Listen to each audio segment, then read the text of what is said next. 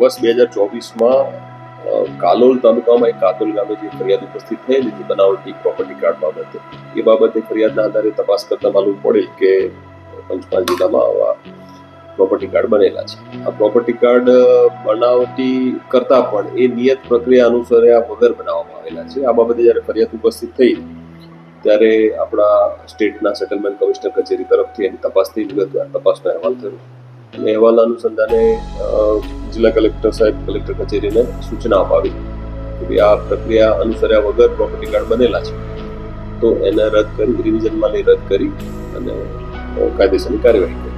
એ અનુસંધાને અહીંયાથી 2866 જેટલા પ્રોપર્ટી કાર્ડ જે બનાવટી ના કહી શકાય પણ નિયત પ્રક્રિયા અનુસર્યા વગર બનાવવામાં આવેલા છે, એટલા માટે એને રદ કરવામાં આવેલા છે. અહીંયાથી લેન્ડ ડિવિડન્ડ કોડ કલમ 211 અને ડીએલઆર શ્રી, એસએલઆર શ્રી અને સિટી સર્વિસ સુપ્રિન્ટેન્ડન્ટને હુકમ કરવામાં આવ્યો છે કે આ જે પ્રોપર્ટી કાર્ડ રદ થયા છે એને પુનઃ નિયત પ્રક્રિયા અનુસરી અને તાત્કાલિક એને નવેસરથી જનરેટ કરવા માટે સૂચના આપવામાં આવી છે. એનો અઠવાડિક અહેવાલ પણ અમે મંગાવ્યો છે અને એ કાર્યવાહી ટૂંક સમયમાં પૂરી થશે.